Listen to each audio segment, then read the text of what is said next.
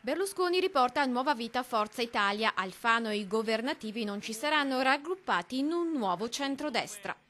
Mi sembra un nome non particolarmente efficace, nuovo centrodestra, pensando a chi lo compone. Meglio allora tenersi anche la sigla PDL, è quel che farà il Veneto. In queste ore di caos e decisioni qualcosa già trapela. I prossimi giorni saranno infatti decisivi per capire cosa accadrà in Consiglio regionale e in Giunta, chi starà con chi.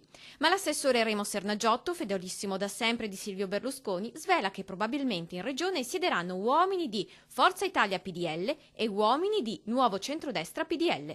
Perché sotto quel vecchio nome i veneti li hanno eletti. E guardando chi c'era e chi mancava all'euro, si spinge anche a fare qualche percentuale. Un 60% dei consiglieri PDL regionali staranno sotto l'effigie Nuovo Centrodestra, un 40% sotto il marchio Forza Italia. Finalmente, dice, non si giocherà più a nascondino.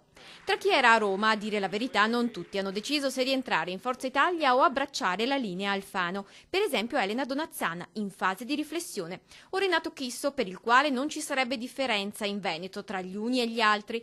Non aiuta a capire di più il capogruppo in regione Dario Bond. Cerco praticamente di tenere unito il gruppo, perché tenere unito il gruppo significa andare avanti in regione. È evidente che l'operazione che sto per portare avanti non è un'operazione facile, mi fermo qui.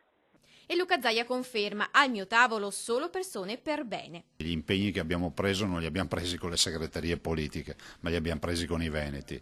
I veneti hanno un programma che noi abbiamo presentato, un programma di governo, lo stiamo portando avanti a sprombattuto. Io dico da qui alla fine, che manca ancora un anno e mezzo, a pancia a terra. L'eurodeputato Canciani invece legge in questa scissione l'avvicinamento alla corrente popolare ed è decisamente per il nuovo centrodestra. Bisogna adesso ricomporre un centrodestra che ha delle possibilità enormi ed è in linea perfetta con quello che oggi è il Partito Popolare Europeo.